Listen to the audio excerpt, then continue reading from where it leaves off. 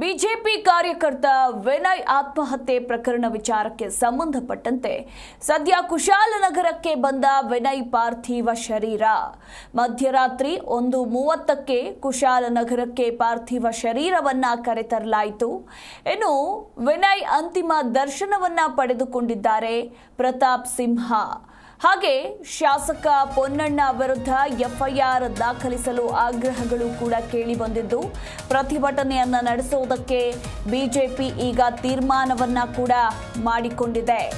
ಸದ್ಯಕ್ಕೆ ರಾಜ್ಯ ರಾಜಕಾರಣದಲ್ಲಿ ಏನು ಬಿಜೆಪಿ ಕಾರ್ಯಕರ್ತ ವಿನಯ್ ಆತ್ಮಹತ್ಯೆ ಮಾಡಿಕೊಂಡಿರೋದ್ರ ಕುರಿತು ಸಾಕಷ್ಟು ಅನುಮಾನಗಳು ಕೂಡ ಹುಟ್ಟಿಕೊಂಡಿರುವಂಥದ್ದು.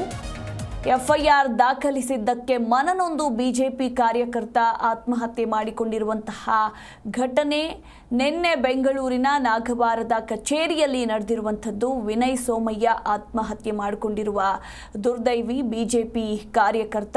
ಇನ್ನು ಆತ್ಮಹತ್ಯೆಗೂ ಮುನ್ನ ಸಾಮಾಜಿಕ ಜಾಲತಾಣದಲ್ಲಿ ಡೆತ್ ನೋಟ್ ಅನ್ನ ಪೋಸ್ಟ್ ಮಾಡಿ ತದನಂತರ ಆತ್ಮಹತ್ಯೆಯನ್ನ ಮಾಡಿಕೊಂಡಿದ್ದಾರೆ. ರಾಜಕೀಯ ಪ್ರೇರಿತ ಎಫ್ಐಆರ್ನಿಂದ ನಾನು ಮನನೊಂದಿದ್ದೇನೆ, ಹೇಗಾಗಿ ಆತ್ಮಹತ್ಯೆಯನ್ನ ಮಾಡಿಕೊಳ್ತೇನೆ ಅಂತ ಬರೆದುಕೊಂಡಿದ್ರು.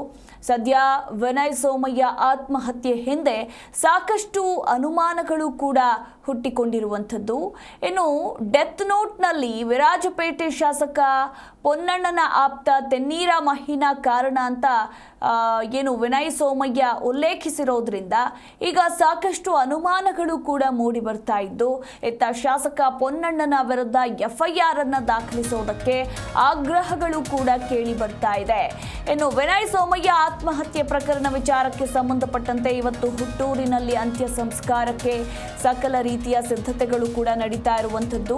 ಕುಶಾಲನಗರ ಆಸ್ಪತ್ರೆಯಲ್ಲಿ ಸದ್ಯ ಮೃತದೇಹ ಇದೆ. ಡಿವೈಎಸ್ಪಿ ಕಚೇರಿ ಮುಂದೆ ಇಂದು ಪ್ರತಿಭಟನೆ ಕೂಡ ನಡೆಯಲಿದೆ ಅನ್ನೋದ್ರ ಕುರಿತು ಮಾಹಿತಿ ಇರುವಂಥದ್ದು. ಇಬ್ಬರು ಶಾಸಕರ ವಿರುದ್ಧ ಎಫ್ಐಆರ್ಗೆ ಬಿಗಿಪಟ್ಟನ್ನ ಹಿಡಿಯಲಾಗಿದೆ. ಇತ್ತ ಮಡಿಕೇರಿಗೆ ವಿಜಯೇಂದ್ರ ಭೇಟಿ ಕೊಡಲಿದ್ದಾರೆ. ಕುಶಾಲನಗರಕ್ಕೆ ಎಂದು ಬಿಜೆಪಿ ನಾಯಕರೆಲ್ಲರೂ ಕೂಡ ಭೇಟಿ ಕೊಡಲಿದ್ದಾರೆ ಅನ್ನೋದರ ಕುರಿತು ಮಾಹಿತಿ ಕೂಡ ಇರುವಂಥದ್ದು. ಹೀಗಾಗಿ ಮತ್ತೆ ಯಾವ ಸ್ವರೂಪವನ್ನ ಪಡೆದುಕೊಳ್ಳುತ್ತೆ ಈ ಒಂದು ಪ್ರಕರಣ ಅನ್ನೋದ್ರ ಕುರಿತು ಕಾದು ನೋಡಬೇಕು.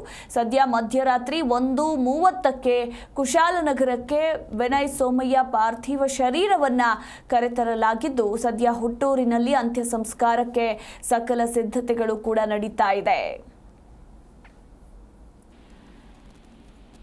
ಈ ಕುರಿತು ಇನ್ನು ಹೆಚ್ಚಿನ ಡೀಟೇಲ್ಸ್ ಕೊಡ್ತಾರೆ ನಮ್ಮ ಪ್ರತಿನಿಧಿ ಸುರೇಶ್. ಸದ್ಯ ವಿನಯ್ ಸೋಮಯ್ಯ ಪಾರ್ಥಿವ ಶರೀರವನ್ನ ಕುಶಾಲನಗರಕ್ಕೆ ಕರೆತರಲಾಗಿದೆ. ಇತ್ತ ಅಂತ್ಯ ಸಂಸ್ಕಾರಕ್ಕೆ ಸಕಲ ರೀತಿ ಸಿದ್ಧತೆಗಳು ನಡೀತಾ ಇರುವಂಥದ್ದು. ಮತ್ತೊಂದು ಕಡೆ ಡಿವೈಎಸ್ಪಿ ಕಚೇರಿ ಮುಂದೆ ಪ್ರತಿಭಟನೆ ಕೂಡ ನಡೆಯಲಿದೆ. ಬಿಜೆಪಿ ನಾಯಕರು ಕುಶಾಲನಗರಕ್ಕೆ ಭೇಟಿ ಕೊಡಲಿದ್ದಾರೆ ಅನ್ನೋದ್ರ ಕುರಿತು ಮಾಹಿತಿ ಇದೆ. ಎಲ್ಲದರ ಬಗ್ಗೆ ಫುಲ್ ಡೀಟೇಲ್ಸ್.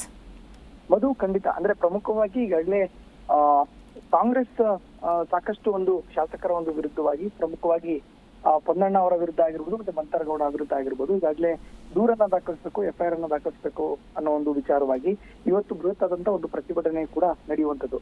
ಅಂದ್ರೆ ವಿಚಾರ ಇಷ್ಟೇ, ವಿನಯ್ ಸೋಮಯ್ಯ ಏನಿದ್ದಾರೆ ಇವರು ಬಿಜೆಪಿ ಕಾರ್ಯಕರ್ತ. ಸೊ ಇವ್ರಿಗೆ ಪ್ರಮುಖವಾಗಿ ಶಾಸಕರು ಪೊನ್ನಣ್ಣ ಅವರು ಟಾರ್ಚರ್ ಅನ್ನ ಕೊಟ್ಟಿದ್ದಾರೆ ಅನ್ನೋ ಒಂದು ಆರೋಪವೂ ಕೂಡ ಈಗಾಗಲೇ ಕೇಳಿ ಬಂದಿರುವಂತದ್ದು. ಇದಕ್ಕೆ ಸಂಬಂಧಪಟ್ಟಂತೆ ಇವತ್ತು ಬಿಜೆಪಿಯ ಸಂಪೂರ್ಣವಾದಂತಹ ಒಂದು ಮುಖಂಡರುಗಳು ಕೂಡ ಇವತ್ತು ಮಡಿಕೇರಿಗೆ ಭೇಟಿಯನ್ನ ಕೊಟ್ಟು, ಮೊದಲಿಗೆ ಕುಶಾಲನಗರಕ್ಕೆ ಭೇಟಿ ಕೊಟ್ಟು ಅಲ್ಲಿ ಡಿವೈಎಸ್ಪಿ ಕಚೇರಿ ಮುಂದೆ ಪ್ರತಿಭಟನೆ ಮಾಡುವಂತದ್ದು, ಜೊತೆಗೆ ಮಡಿಕೇರಿಗೂ ಕೂಡ ಭೇಟಿಯನ್ನ ಕೊಟ್ಟು ಅಲ್ಲಿ ಬೃಹತ್ ಆದಂತಹ ಒಂದು ಪ್ರತಿಭಟನೆಯನ್ನು ಕೂಡ ಮಾಡುವಂತದ್ದು. ಅಂದ್ರೆ ವಿನಯ್ ಸೋಮಯ್ಯ ಅವರ ಏನು ಒಂದು ಪಾರ್ಥಿವ ಶರೀರ ಇದೆ ಅದನ್ನ ಇಟ್ಕೊಂಡು ಪ್ರಮುಖವಾಗಿ ಡಿವೈಎಸ್ಪಿ ಅವರ ಕಚೇರಿ ಮುಂಭಾಗದಲ್ಲಿ ಎಫ್ಐಆರ್ ಆಗ್ಲೇಬೇಕು ಅನ್ನೋ ನಿಟ್ಟಿನಲ್ಲಿ ಬಿಜೆಪಿಯ ಪ್ರಮುಖ ಮುಖಂಡರು ಮತ್ತೆ ಕಾರ್ಯಕರ್ತರು ಪ್ರತಿಭಟನೆಯನ್ನು ಮಾಡ್ತಾರೆ. ಇದರಲ್ಲಿ ಪ್ರಮುಖವಾಗಿ BY ವಿಜಯೇಂದ್ರ ಅವರು ನೇತೃತ್ವವನ್ನು ವಹಿಸ್ತಾರೆ. ಅವರೇ ಕೂಡ ಬರ್ತಾರೆ ಅನ್ನೋ ಮಾತುಗಳು ಕೂಡ, ಮಾಹಿತಿಗಳು ಕೂಡ ಈಗಾಗಲೇ ಲಭ್ಯ ಆಗಿರುವಂತದ್ದು. ಅಂದ್ರೆ ತಡರಾತ್ರಿ ಬೆಂಗಳೂರಿನ ನೇರವಾಗಿ ಕುಶಾಲನಗರಕ್ಕೆ ವಿನಯ್ ಸೋಮಯ್ಯ ಅವರ ಒಂದು ಪಾರ್ಥಿವ ಶರೀರ ಕೂಡ ಆಗಮಿಸುವಂತದ್ದು.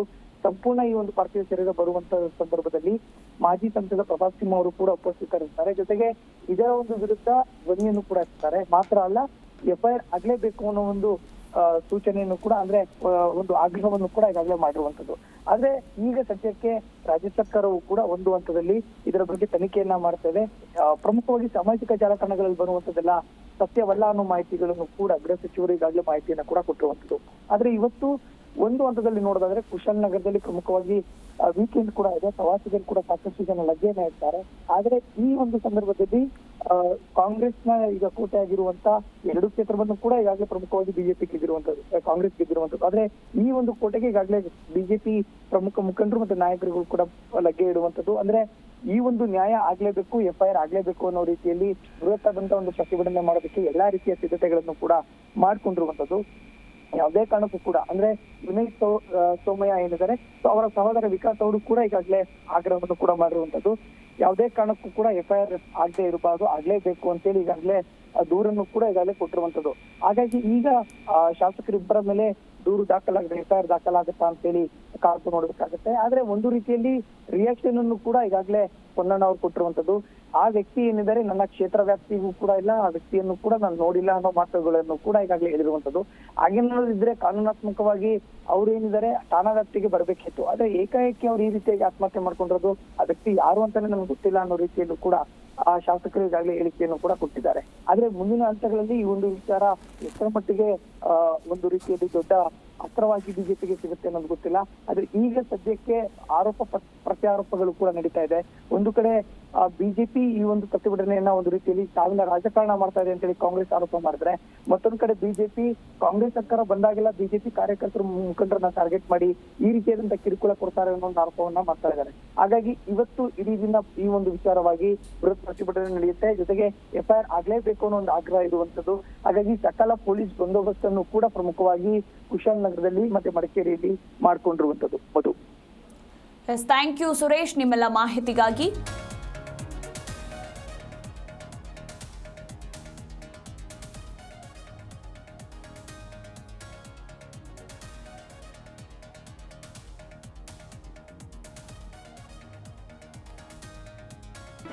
ಜಿ ಕನ್ನಡ ನ್ಯೂಸ್ ಈಗ ನಿಮ್ಮ ಮನೆಯಲ್ಲೇ ನೋಡಿ, ಎಲ್ಲ ಕೇಬಲ್ಗಳಲ್ಲಿ ಈಗ ಲಭ್ಯ.